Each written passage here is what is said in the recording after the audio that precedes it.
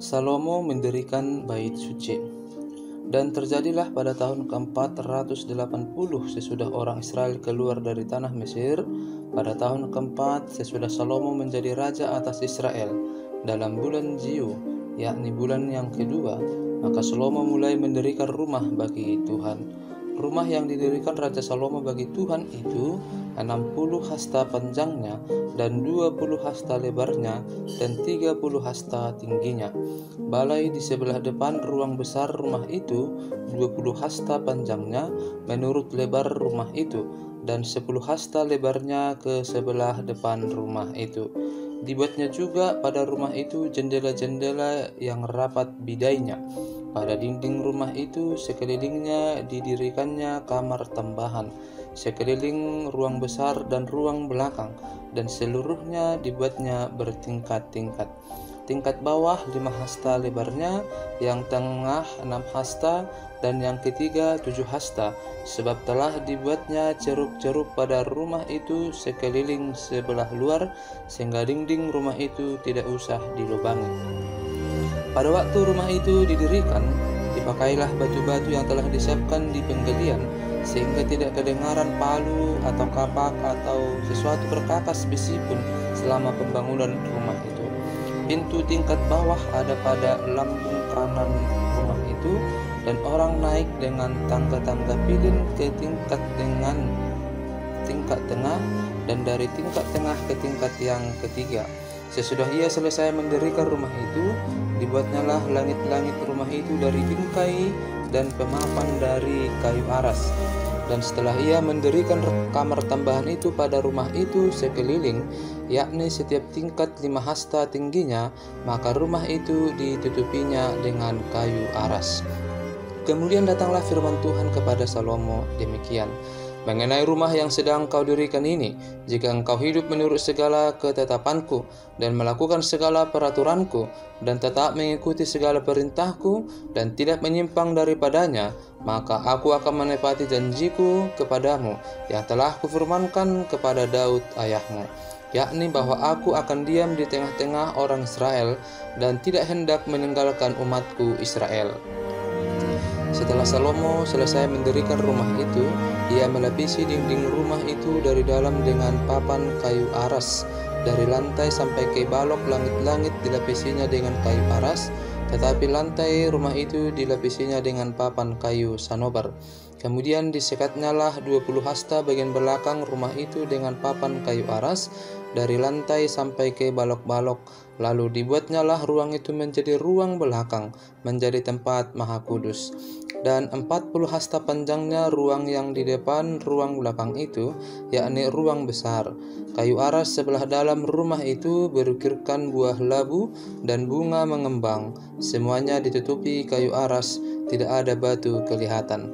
Demikianlah dilengkapinya ruang belakang di dalam rumah itu di sebelah dalam sekali, supaya di sana ditaruh tabut perjanjian Tuhan. Ruang belakang itu 20 hasta panjangnya dan 20 hasta lebarnya dan 20 hasta tingginya.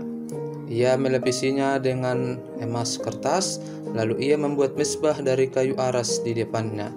Sesudah Salomo melapisi rumah itu dari dalam dengan emas kertas, direntangkannyalah tabir pada rantai-rantai emas yang di depan ruang belakang itu, lalu ruang itu dilapisinya dengan emas.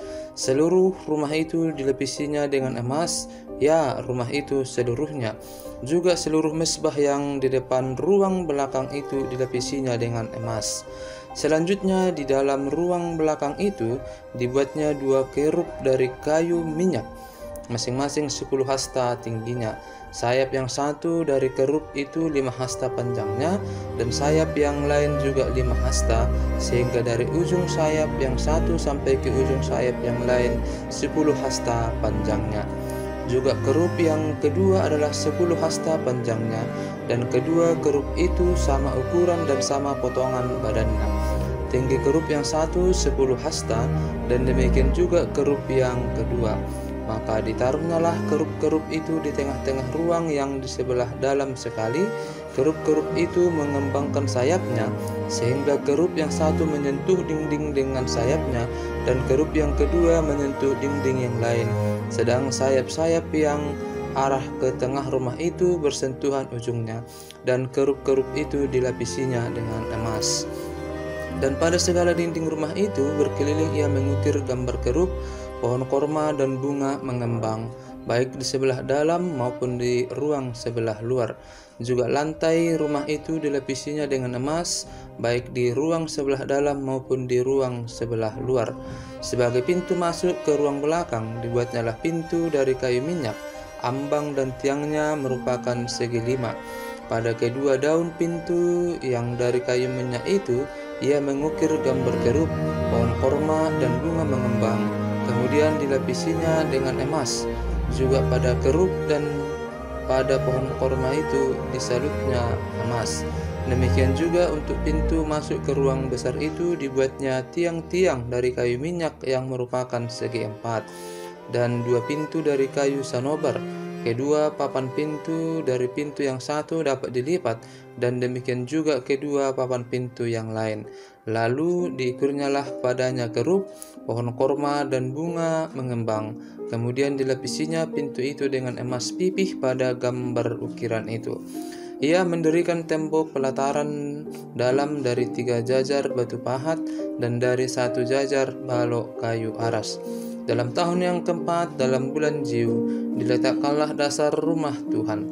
Dan dalam tahun yang ke-11, dalam bulan Bul, yaitu bulan ke-8, selesailah rumah itu dengan segala bagian-bagiannya dan sesuai dengan segala rancangannya. Jadi 7 tahun lamanya ia mendirikan rumah itu. Istana Salomo. Salomo mendirikan istananya sampai 13 tahun lamanya, barulah selesai seluruh istananya itu. Ia mendirikan gedung hutan Libanon, 100 hasta panjangnya dan 50 hasta lebarnya dan 30 hasta tingginya, disangga oleh 3 jajar tiang kayu aras dengan ganja kayu aras di atas tiang itu. Gedung itu ditutup dari atas dengan langit-langit kayu aras. Di atas balok-balok melintang yang disangga oleh tiang-tiang itu 45 jumlahnya, yakni 15 sejajar. Ada pula 3 jajar jendela berbidai, jendela berhadapan dengan jendela 3 kali. Dan semua pintu dan jendela segi 4 bangunnya, jendela berhadapan dengan jendela 3 kali. Ia membuat juga balai saka, 50 hasta panjangnya dan 30 hasta lebarnya, dengan di sebelah depannya sebuah balai lagi yang bertiang dan bertangga di sebelah depannya.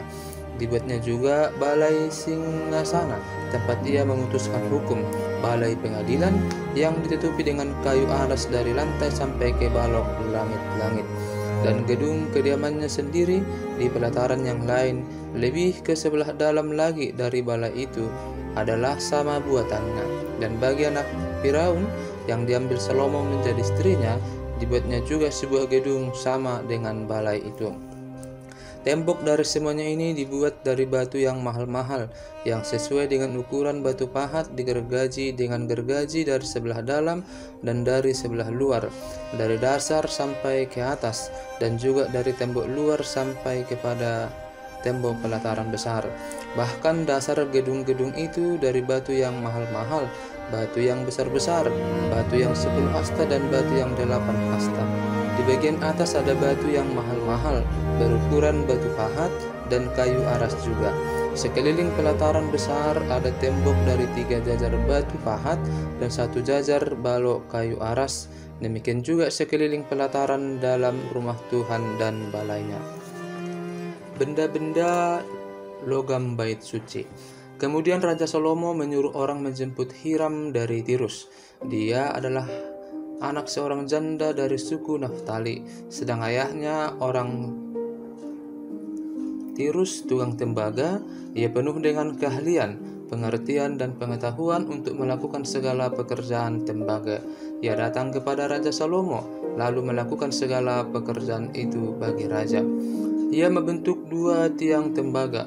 Tinggi tiang yang satu 18 hasta dan dapat dililit oleh tali yang 12 hasta panjangnya. Tiang yang kedua demikian juga. Dibuatnya juga 2 ganja untuk ditaruh di kepala tiang-tiang itu dari tembaga tuangan. Tinggi ganja yang satu 5 hasta dan tinggi ganja yang kedua 5 hasta. Dibuatnya pula 2 jala-jala untuk ganja yang ada di kepala tiang itu. Jala-jala itu semacam kawat berpilin, semacam untaian rantai. 1 jala-jala untuk ganja yang satu dan 1 jala-jala untuk ganja yang kedua. Kemudian dibuatnya juga buah-buah delima, 2 jajar berkeliling pada jala-jala yang satu untuk menutupi ganja yang di ujung tiang itu, dan demikian pula dibuatnya pada ganja yang kedua. Dan ganja yang di kepala tiang dekat balai depan itu berbentuk bunga bakung, tingginya 4 hasta, yakni ganja-ganja yang di atas kedua tiang itu di sebelah atas sekali, lewat jala-jala yang meliliti perut ganja itu. Dan buah-buah delima ada 200 berjajar berkeliling pada ganja yang satu, demikian juga pada yang kedua. Kemudian tiang-tiang itu didirikannya dekat balai ruang besar. Ketika ia mendirikan tiang kanan, ia menamainya Yakin. Ketika ia mendirikan tiang kiri, ia menamainya Boas. Dan setelah bentukan bunga bakung itu ditaruh di kepala tiang-tiang itu, maka siaplah pekerjaan membuat tiang-tiang itu. Kemudian dibuatnyalah laut tuangan yang 10 hasta dari tepi ke tepi, bundar keliling, 5 hasta tingginya, dan yang dapat dililit berkeliling oleh tali yang 30 hasta panjangnya. Dan di bawah tepinya ada gambar buah labu yang mengelilinginya sama sekali, 10 dalam sehasta merangkum laut itu berkeliling. Labu itu 2 jajar, dituang setuangan dengan bejana itu. Laut itu menumpang di atas 12 lembu, 3 menghadap ke utara dan 3 menghadap ke barat, 3 menghadap ke selatan dan 3 menghadap ke timur. Laut itu menumpang di atasnya, sedang segala buntut lembu itu menuju ke dalam. Kebal laut itu setapak tangan dan tepinya serupa tepi piala, seperti bunga bakung yang berkembang. Laut itu dapat memuat 2000 bat air. Selanjutnya dibuatnya 10 kereta penopang dari tembaga. 1 kereta 4 hasta panjangnya, 4 hasta lebarnya, dan 3 hasta tingginya. Beginilah bentuk kereta penopang itu. Ada papan penutupnya, dan papan itu diapit oleh bingkai. Dan pada papan penutup yang diapit oleh bingkai itu ada singa, lembu, dan kerup. Dan demikian juga pada bingkai itu, di sebelah atas dan di sebelah bawah singa dan lembu itu ada karangan-karangan bunga yang tergantung. Pada 1 kereta penopang ada 4 roda tembaga dengan poros tembaga, dan pada keempat penjurunya ada sangga untuk menyangga bejana pembasuhan. Sangga-sangga itu dituang, dan di sebelah luar setiap sangga ada karangan bunga. Dan mulut kereta penopang itu ada di sebelah dalam sangga-sangga itu, menonjol ke atas 1 hasta.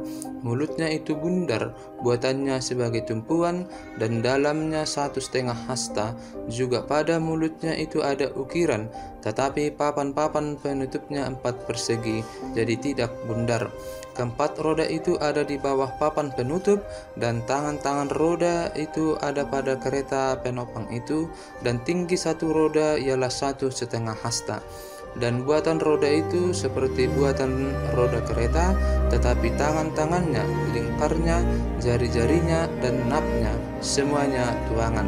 Keempat sangga pada keempat sudut setiap kereta penopang adalah seiras dengan kereta itu.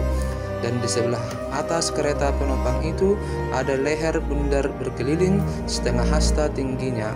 Di sebelah atas kereta itu ada pula topang dan papan penutup yang seiras dengan dia. Maka pada muka topang-topangnya itu dan pada papan-papan penutupnya dikirnyalah kerup, singa, dan pohon kurma, masing-masing menurut tempat yang ada, dan karangan bunga sekeliling.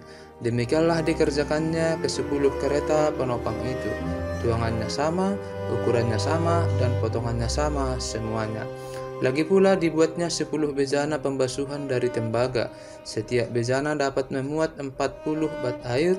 Setiap bejana 4 hasta besarnya, dan ada satu bejana di atas setiap kereta dari ke-10 kereta penopang itu. 5 kereta penopang ditaruhnya pada sisi kanan rumah itu, dan 5 pada sisi kirinya. Tetapi laut itu ditaruhnya pada sisi kanan rumah itu, arah tenggara. Dan Hiram membuat juga kuali-kuali, penyodok-penyodok, dan bokor-bokor penyiraman. Demikianlah Hiram menyelesaikan segala pekerjaan yang harus dilakukannya bagi Raja Salomo di rumah Tuhan, yakni kedua tiang dengan kedua bulatan ganja yang di kepala tiang itu, dan kedua jala-jala yang menutup kedua bulatan ganja itu, 400 buah delima untuk kedua jala-jala itu, 2 jajar buah delima untuk satu jala-jala, guna menutupi kedua bulatan ganja yang di atas tiang itu, ke-10 kereta penopang, dan ke-10 bejana pembasuhan yang di atas kereta itu, laut yang satu itu, dan ke-12 lembu yang di bawah laut itu, kuali-kuali, penyodok-penyodok, dan bokor-bokor penyiraman.